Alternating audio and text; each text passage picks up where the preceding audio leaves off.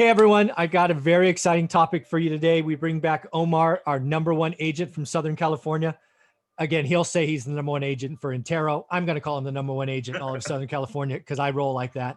So how you doing, man? Pretty good, Michael. How are you? I'm doing well. Hey, I wanted to do this conversation with you as an investor. You can also wear your agent broker hat, but I want people to know that I really think there is a secret buying season, and we are in it. It for me, it really starts in November, right? You can call it Q4, but for me, it's really November and December. Right. I would say of the 20 years I have been doing this, I have done the deal. I call it the deal of the decade. We'll talk about that in a minute. I've Cool. done probably the deal of the decade 6, if not 7 times during November or December.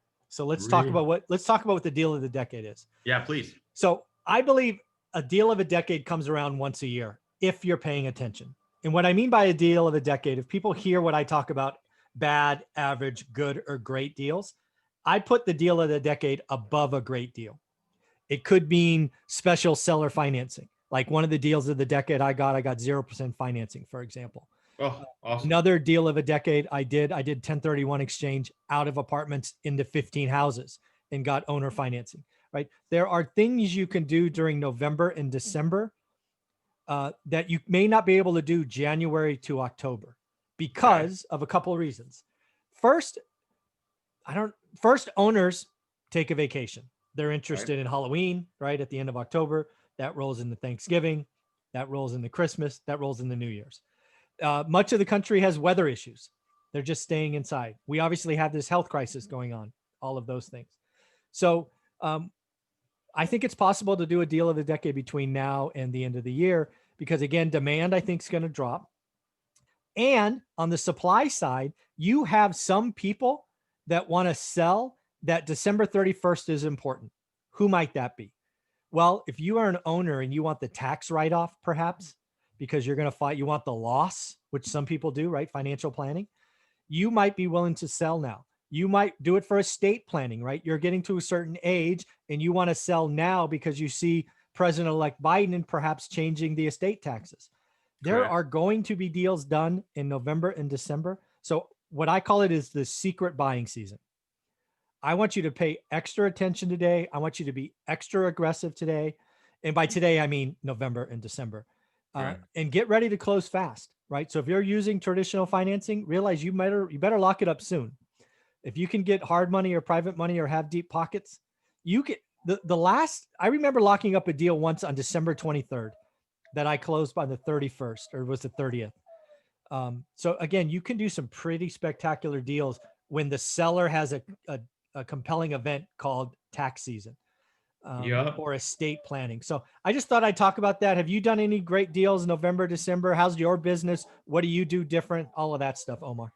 Well, to two-prong here answer as the and we'll go into as the investor first because this is what we're at. As the investor, there's been a lot of deals that I've acquired in October, the end of October, November, and December. Right now, we have I don't know, a good 6 or 7 in escrow that we put at the end of October. Nice. So these are acquisitions, Mhm. and a lot of them, just like you stated, they want to be closed out before the end of the year. They'll take the loss because their other companies are making so much money. They have to create a loss on this little small real estate transaction that I picked up. Yep. And as a matter of fact, I'll give you the example. I mean, it's worth, I don't know, 270 or something like that after it's all fixed up. And I'm buying it for 140 grand.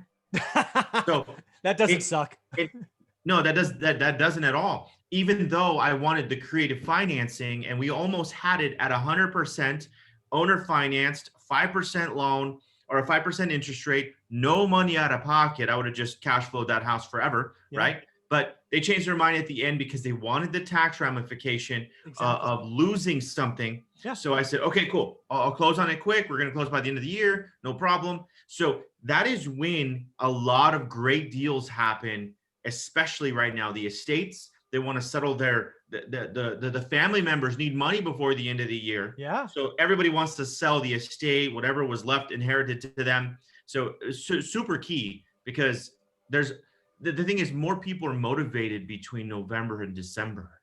And That's the again, key. yeah, I think that's spot on. I'm glad.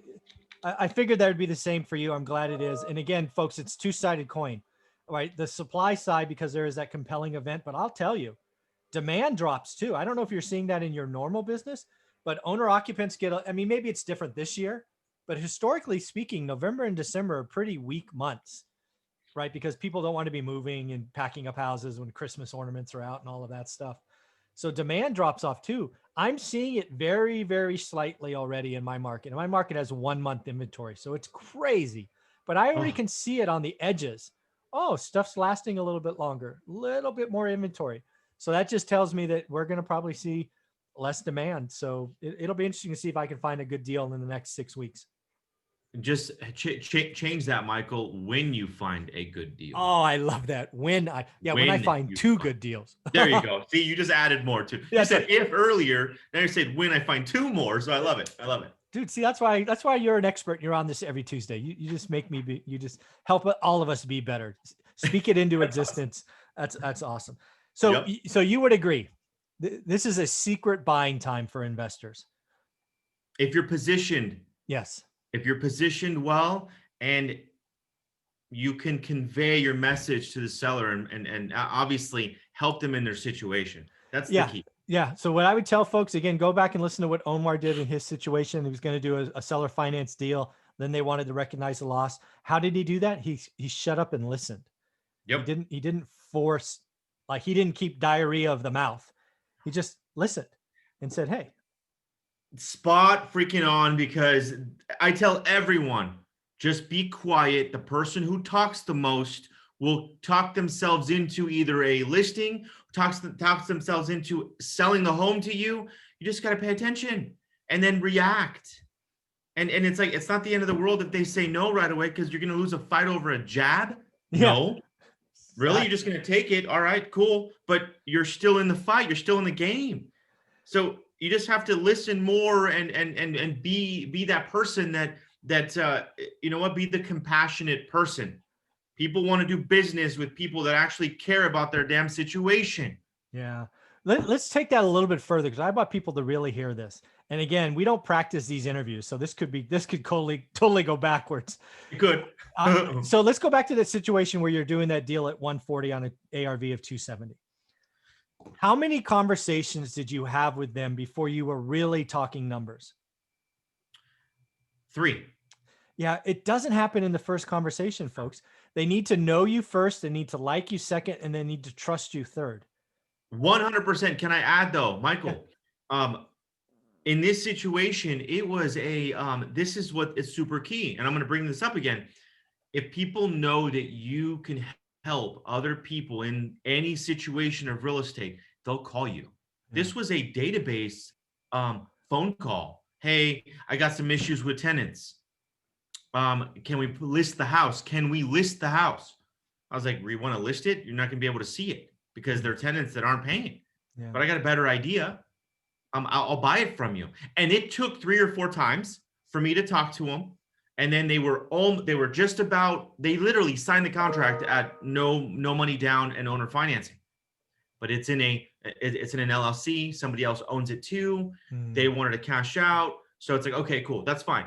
But the thing is, create yourself in your area as the person that will advise people, not necessarily just buy or list, advise them on what their next position or the next step should be. And in the follow-up aspect, I know where you're going with this, Michael, is this other deal that I bought in Covina. It took me literally 10 phone calls, messages, emails on the phone for an hour, because it was an emotional move for them. It's their parents' home that they sold. They live there. So you got to listen. And I just shut up, and I listened completely. And honestly, like, I'm providing a great service for them to start their next chapter, but it wouldn't have happened if I just wanted to close the deal. Yeah. Don't go for the knockout blow, or No. don't go for the quick close, or whatever you want to call it. Those one call closes, they make great headlines on social media, but if you want to be in this business long term, don't count on it. No, Yeah. it's the journey. It's the marathon. It's not a sprint if you want that long-term success. Yeah, folks. And again, folks, if you don't know this already, Omar is one of my experts. There's a playlist on this channel. You need to go back and watch our first interview where he shares his story of going from a server at a family restaurant to becoming the #1 agent in Southern California. It's quite the journey. He gives away so much. You really do need to listen to that. Any closing thoughts, maybe as an agent in this secret buying season of November and December? What should they be doing? 100%. Um, you heard the investment side of it, and obviously now being an investor, but then as an agent, for anybody that's listening that once again in the real estate business already has their license, Q1 of the following year is made in Q4 of the previous year. Okay. Q1 is made in the Q4 of the previous year. I say this because while everyone was sleeping throughout my career, I was working the hardest October, November, and December. Why? So I wouldn't start at 0 in January. Yeah. So I would start with 9, 10, 11, 12 escrows in January. So then I have a phenomenal January, a great February, and obviously in January, you're working for March business. Yeah. Because it's a 90-day cycle. For you guys that don't know, real estate agents, it's a 90-day cycle before you get a paycheck. You might get ones and twos that are cash buyers at 20 or 30 days, no problem. But for the most part, from client to qualification to purchasing to closing, 90 days. Same with the seller because there's some issues there. So I would say that this last quarter, do the things that people most aren't willing to do to get things that people don't get in that first quarter. I keep saying that to all my team, and that's my motto. Period. Yeah, people, you need to hear this. This goes for wholesalers, flippers, buy and hold investors as well. Your next year is made in the Q4 before. And yes, I know this is a weird year. And the phrase that I hate hearing is I deserve this. I deserve that. Really? Who said? I want to hear that. I don't deserve anything unless I work for it. Right. Yeah, it's interesting. I'm glad you said that, right? If you want a record Q1, well, get to work now. 100%. And Very that's cool. what, I got every day. Like go do a blitz for 30 days. There you go. Awesome. Well, great, Omar. I appreciate it. Again, the secret selling season, deal of the decade. Great topic number 2.